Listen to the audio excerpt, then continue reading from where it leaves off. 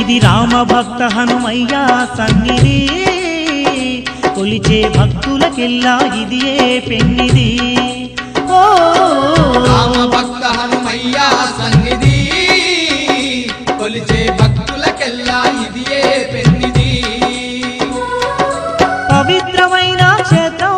ఆ పవన కుమారుని నిలయం పవిత్రమైన క్షేత్రం ఆ పవన కుమారుని నిలయం అవనిలో పుణ్యధామం శ్రీ ఆంజనేయుని ఆలయం అవనిలో పుణ్యధామం శ్రీ ఆంజనేయుని ఆలయం ఇది దీన జనులను ఆదరించే క్షేత్రం